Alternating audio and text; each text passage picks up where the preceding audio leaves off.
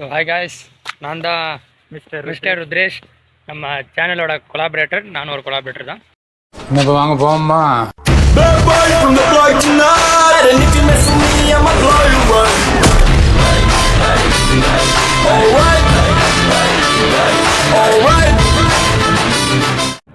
Guys பார்த்தீங்கன்னா நம்மளோட owner இப்போ வந்துட்டாரு.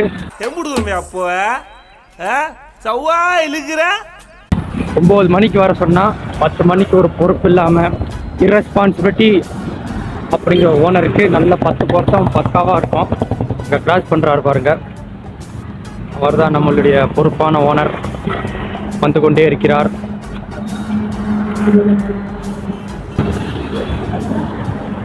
அப்படியே பார்த்தீங்கன்னா நல்லா கம்பீரமாக ஜம்முன்னு வந்திருக்காப்புல. கிளம்பி கண்ணாடி நாடி போட்டுக்கிட்டு பொறுப்பில்லாத ஓனர். வாங்க பொறுப்பில்லாத ஓனரே.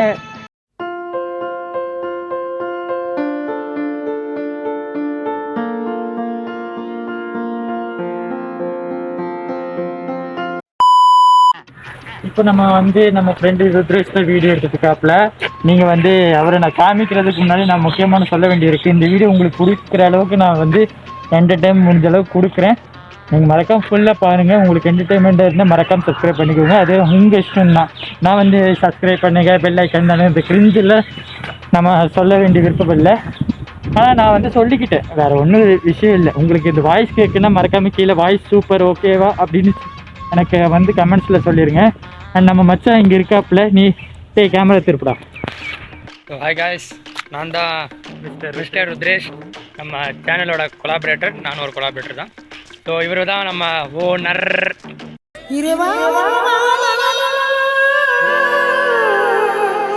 ரொம்ப இர்ரெஸ்பான்சிபிலிட்டியான ஓனர். நான் சொன்ன டைம் 9 மணிக்கு, இவர் வந்த டைம் 10:30 மணிக்கு வந்தாப்புல. என்னையா தலன்னு கேட்டேன். என்னையா தலன்னு கேட்டேன். ஏதோ டைலாக் சொன்னீங்களே, நம்ம ஏதோ கால கட்டாயம் சொல்லிக்கிட்டு இருந்தாப்புல.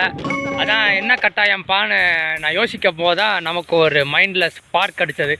வீட்டுல கண்டென்ட் ஒழுங்கா வீட்டுல துணி துவைக்கிற வேலை, ஆமா வீடு துடைக்கிற வேலை, அந்த மாதிரி சில பல வேலைகளை பார்த்துட்டு வந்திருக்காப்புல. வியூவர்ஸ் என்ன நினைப்பாங்க? விக்ரம் படத்துல இந்த குட்டியே ஒருத்தர் இருப்பார்ல, எனக்கு மரியாதை கொடுத்தா கொடு, நான் உனக்கு மரியாதை கொடுக்குறேன்.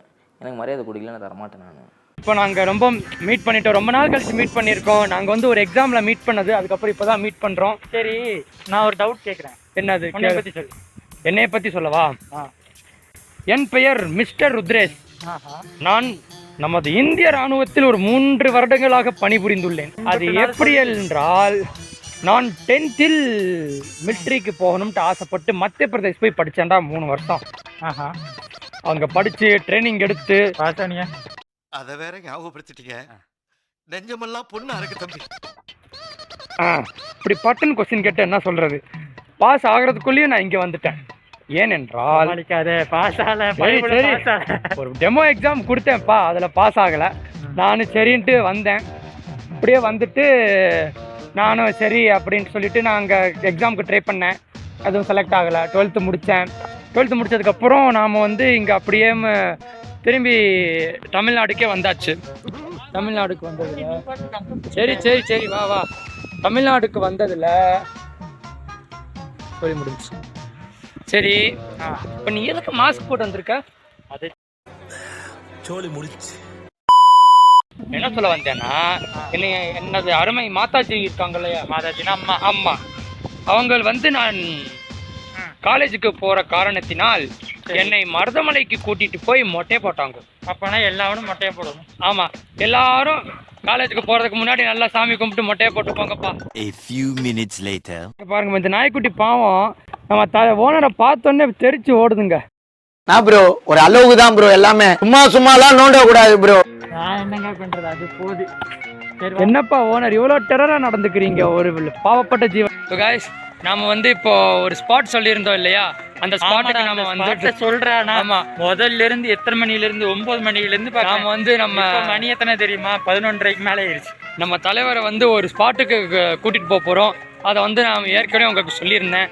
அந்த ஸ்பாட் என்னன்னா, என்னுடைய வீடு.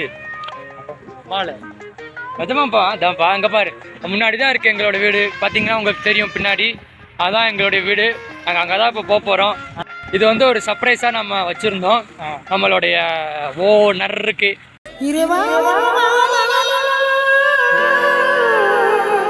இர்ரெஸ்பான்சிபிலிட்டி ஓனருக்கு.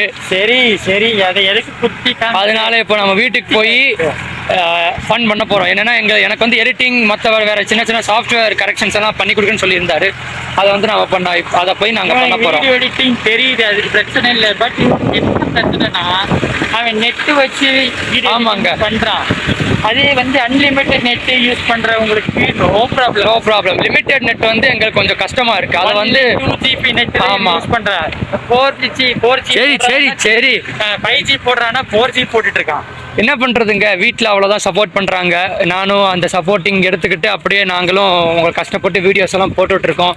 கண்டிப்பாக நீங்கள் வந்து எங்கள் வீடியோவை லைக் பண்ணுங்கள், ஷேர் பண்ணுங்கள், சப்ஸ்கிரைப் பண்ணுங்கள், இதெல்லாம் கமெண்ட் பண்ணுங்கள். விருப்பப்படலை இருந்தாலும் நம்மளுடைய ஒரு மனசில் இருக்கிறத நமக்கு எப்படி இருந்தால் ஒரு லைக்ஸ் வந்தால் நல்லா இருக்காதா, நமக்கு சந்தோஷமா இருக்கும் இல்லையா? அது வந்து நம்ம தெரியப்படுத்துறோம். அவங்களா பிடிச்சிக்கும்.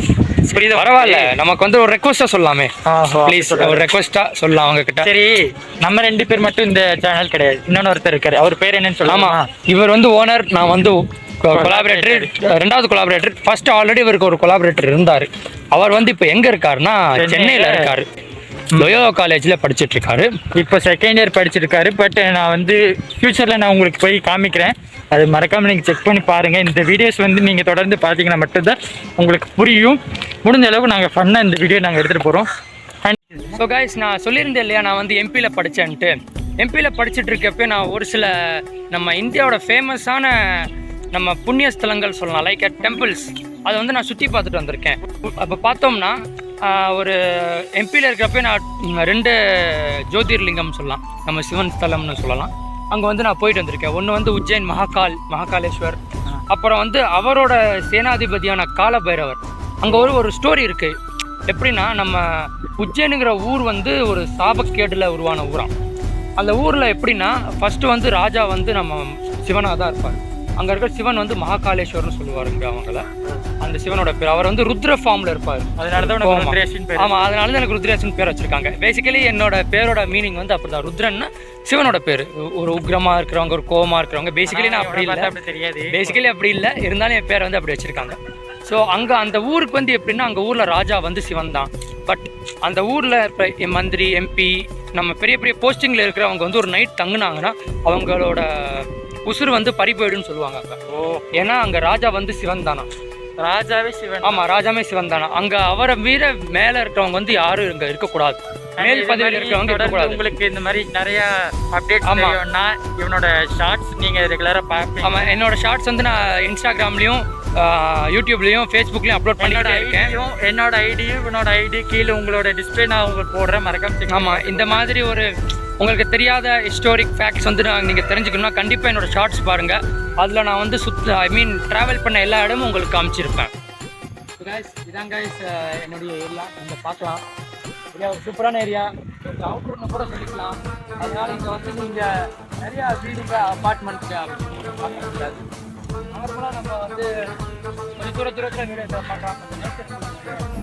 கண்டிப்பாக என்னோட ஏரியா பிடிச்சிருக்கு. ஒரு ஆர்எஃப் கேம்பஸ்ங்கிற ஒரு கேம்பஸ் இருக்குது. அங்கே வந்து என்னென்னா இந்த மாதிரி மிலிட்ரி பேஸ்டு கேம்பஸ். அது வந்து நீங்கள் கண்டிப்பாக அதை விசிட் பண்ணலாம். ஆனால் உள்ளே போகிறதுங்கிறது வந்து கொஞ்சம் கஷ்டம். பட் நான் உங்களை முடிஞ்சால் நீங்கள் வந்து விசிட் பண்ணிங்கன்னா உங்களை வந்து நான் உள்ளே கூட்டிகிட்டு போய் சுற்றி காமிக்கிறேன். அதே மாதிரி என்னோட இன்ஸ்டாகிராம் ஐடியை வந்து நான் கீழே கேப்ஷனில் டேக் பண்ணியிருப்பேன். நீங்கள் வந்து அதை பார்த்து நான் கண்டிப்பாக கான்டாக்ட் பண்ணிக்கலாம்.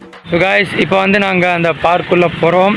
ரொம்ப பெரிய பார்க்லாம் இல்லைப்பா, சின்ன பார்க் தான். பட் இட் வில் பி கொஞ்சம் உங்களுக்கு பிடிச்சிருக்குன்னு நம்புகிறேன். நல்ல பார்க், நல்ல ஒரு வாக்கிங் போகிறது. ஆமாம், பெரியவங்க வாக்கிங் போகிறதுக்கு, இந்த மாதிரி சின்ன பசங்க விளையாடுறதுக்கு ஒரு நல்ல பிளேஸாக இருக்கும். இங்கே நல்லாயிருக்கும். இந்த ஒரு வியூ வந்து நல்லாயிருக்கும். கண்டிப்பாக உங்களுக்கு பிடிச்சிருக்குன்னு நான் நம்புகிறேன்.